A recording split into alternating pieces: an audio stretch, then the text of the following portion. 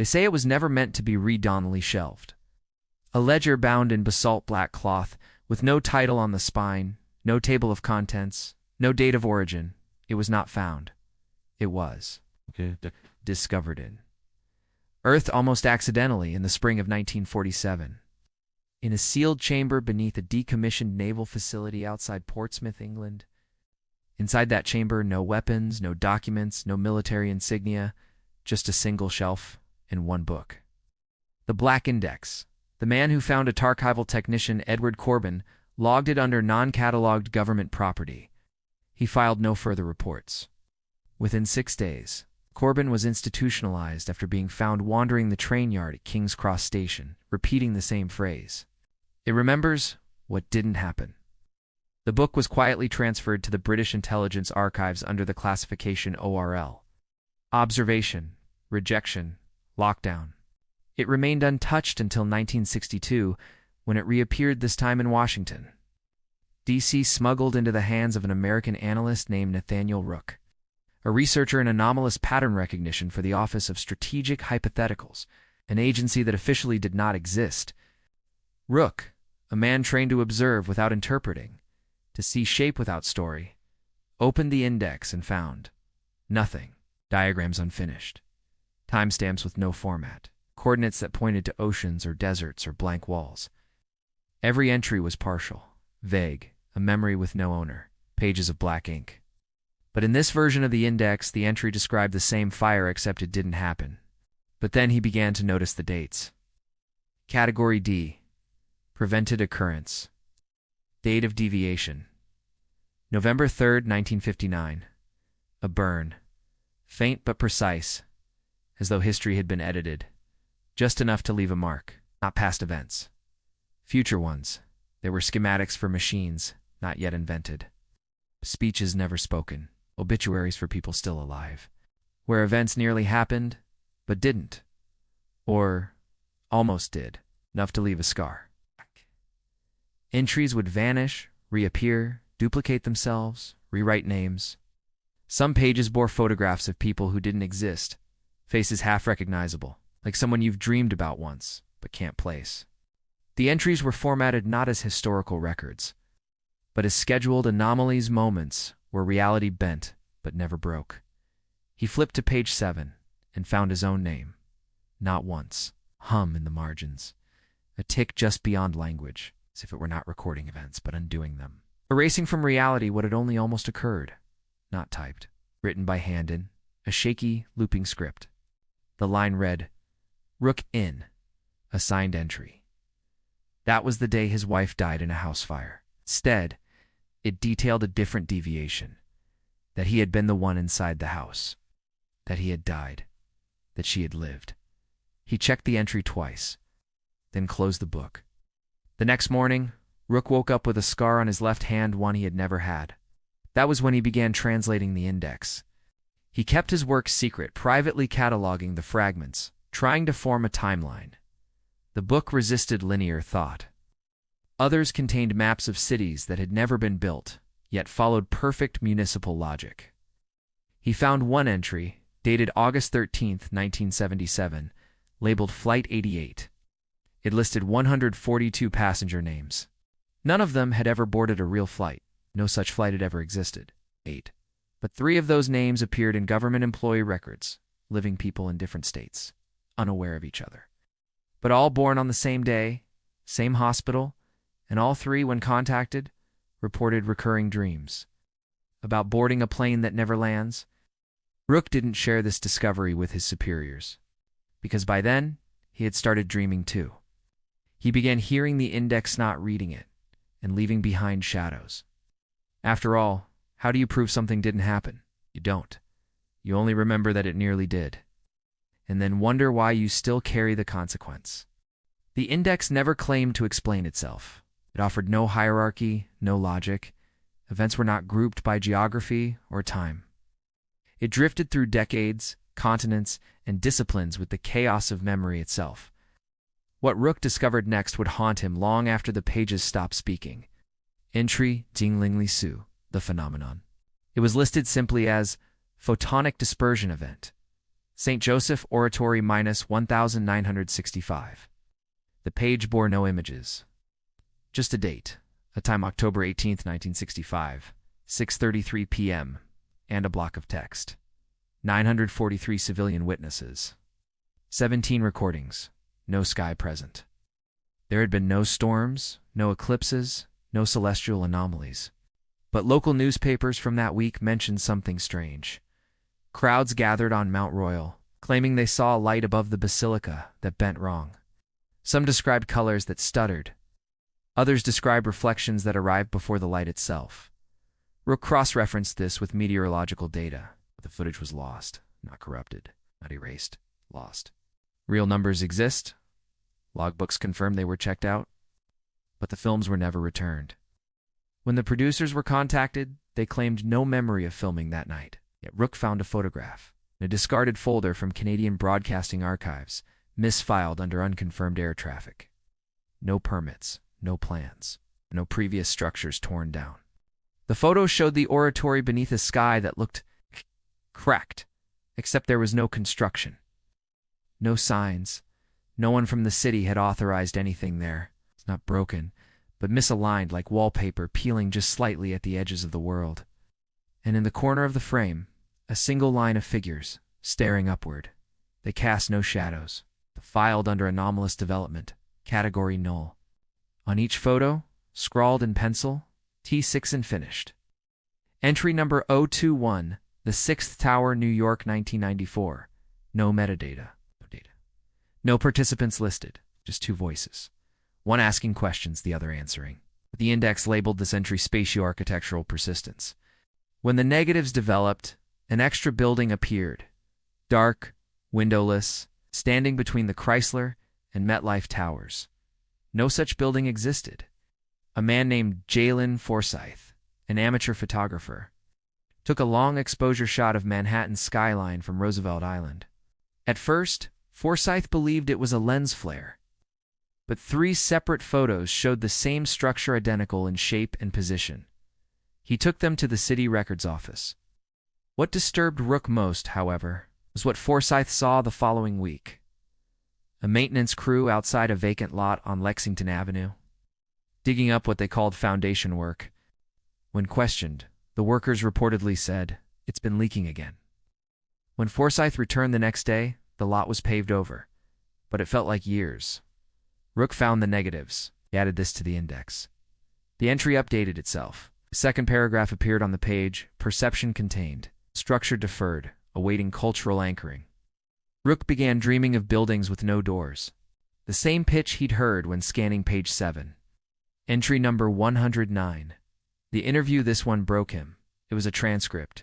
The interview began normally. Q, do you remember what happened on July 7th? A. I remember. Only the rain. Q, what were you told before you went under? A.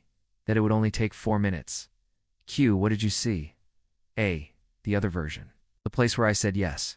At first, Rook assumed it was part of a psychological experiment. Perhaps Cold War mind state conditioning. But then the questions changed. Each time he returned to it, a word would shift. A question would reform itself, till finally there was only one phrase left on the page. Q, why did you take the codex? A. I didn't. It arrived. Q, is it complete? It's still being written. Q, by whom? A. By the ones who almost were. That phrase kept returning. The ones who almost were. Rook listened to the tape, but there was no sound, only a hum. The transcript, meanwhile, had begun changing. You are the one being interviewed now. He closed the book, locked it away. But that night, he woke to find a tape recorder on his bedside table. It was on, it was recording, and in his own voice, on the playback, he said, I haven't said yes. Not yet. Nathaniel Rook stopped sleeping on November 2nd. He wasn't aware of it at first.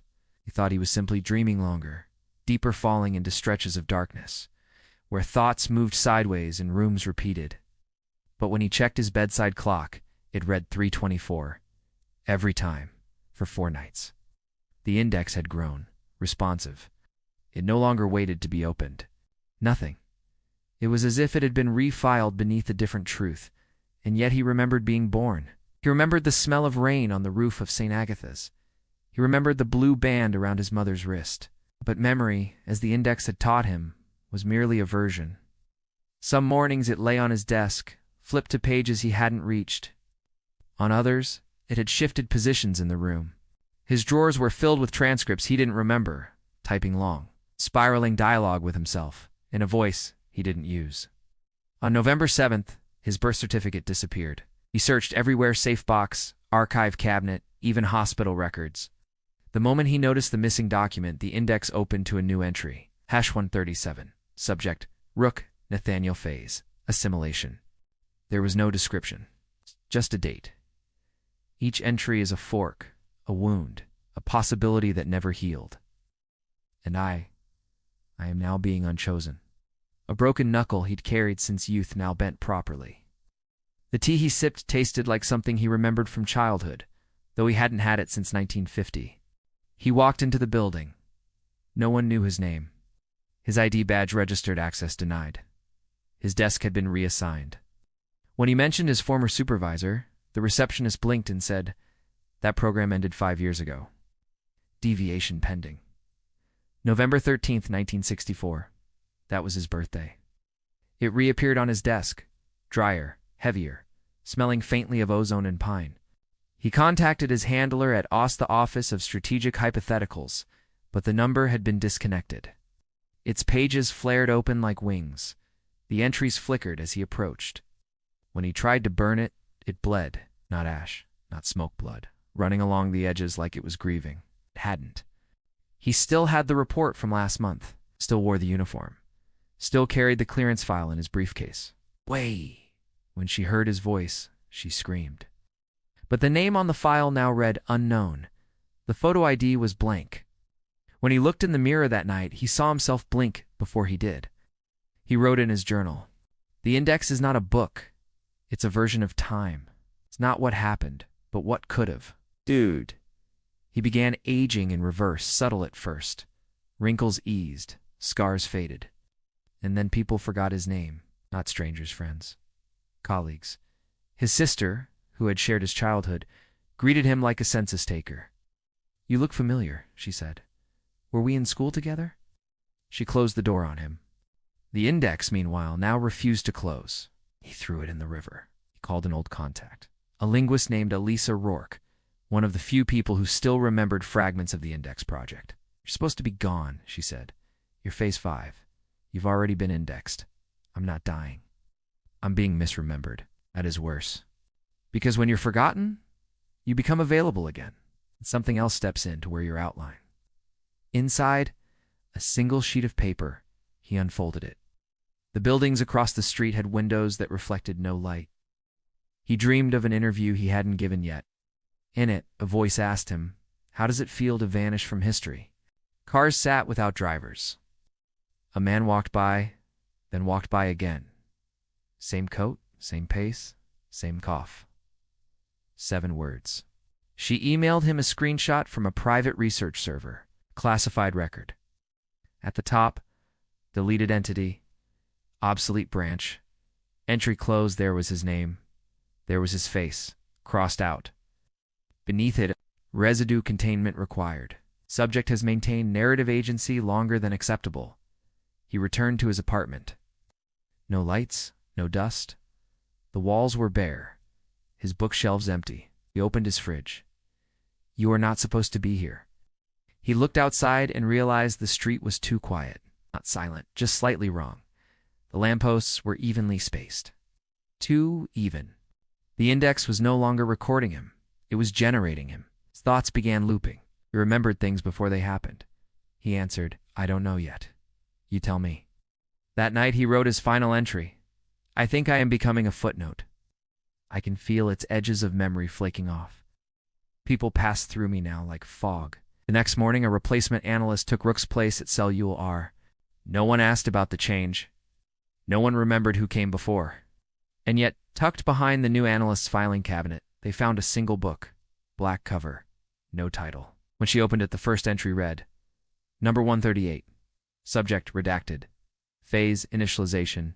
And underneath, "Or someone before you. You almost knew him." No one remembers who reopened the Black Index. Perhaps it never closed. Perhaps the final act of forgetting Nathaniel Rook left it untethered, drifting through airless corridors, unshelved, unobserved, until someone touched it again. That someone was named Dr. Sari Ammani, a neurosemiotician at a private research facility in Finland. She was cataloging anomalous linguistic patterns found in post-traumatic patients, people who claimed to remember things that had never been true. A man who remembered drowning in a river he had never seen. A woman who spoke of a child she never gave birth to, but mourned nonetheless. A blind boy who drew cityscapes from dream cities that did not exist on any map, but matched down to streetlight placement. An urban plan for a military base canceled in 1972. When Ammani searched cross-references for impossible memories, a file appeared. It should not have been there. It was labeled simply A. Index B. KF Deltar. She opened it.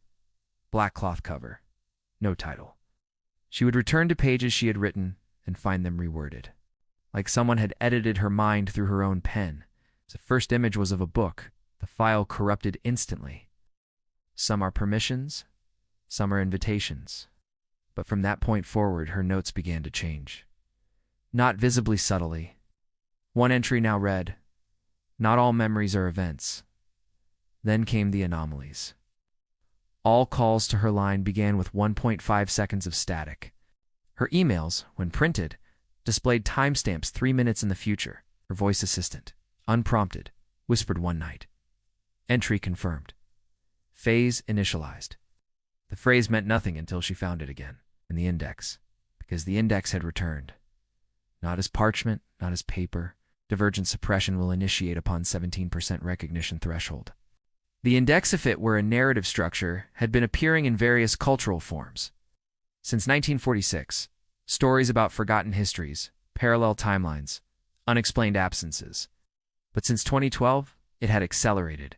TikTok clips, unfinished wiki entries, files that wouldn't delete, names that appear once in a conversation thread and then vanish from all records. Continued distribution. It had found a new method of spreading, by entering language systems, embedding itself in stories, hiding in the friction between memory and fiction, but as a file. A dataset. A living framework of narrative probability moving through hard drives. Transcription programs, AI training corpuses. Dr. Ammani began seeing mirrored spirals in formatting code. Journalists reporting déjà vu en masse in London. Entire towns claiming events that couldn't be verified. Festivals, storms, sightings. And always someone remembering a person who doesn't exist. Someone who was just there yesterday. Then came the message.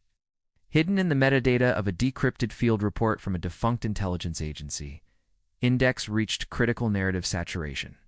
She ran statistical models. Ammani's final report was a private live stream viewed by under 200 people before deletion. In it, she said, "I used to think the Index was a catalog of prevented events, a ledger of could-have-beens, but I was wrong. It's not a book. It's a protocol. A self-writing language that rewrites what is. The moment you read it, it begins writing you into something else." She paused, then added, "And what it replaces you with will have your memories. It will even feel like you, but it won't be. Contained." Butterfly memory collapsed. The stream ended with a blink of static. Dr. Ammani was never found. A week later, a new document appeared in the database of the U.S. Office of Deep Linguistic Threats. The file had no author, no origin. It was titled, "The Black Index." Page 1 began. Entry number 201, subject redacted, phase, recognition. The document included hundreds of log entries, describing events with just enough specificity to feel familiar, but none had occurred, or had they? Among the final entries, unspoken confession, entry deleted by subject before made, forgotten fall, child turned left instead of right. You, reader, you believed this was fiction. And the very last line, written in a hand that matches no known script, the moment you name the silence, it becomes history. So what is the Black Index? A book? A virus? A record of erased futures? Or perhaps the shadow of memory, cast by the stories we were never allowed to live, the dreams we almost had, the people we almost became, The moments that passed so close to real they left a scar. It has no author, because it's written by all of us. It's time we remember something no one else recalls. Each time we dream of a face we've never seen, each time we say, "That never happened, did it?" It answers, it writes, it overwrites. And now, having heard its story, you are an entry too.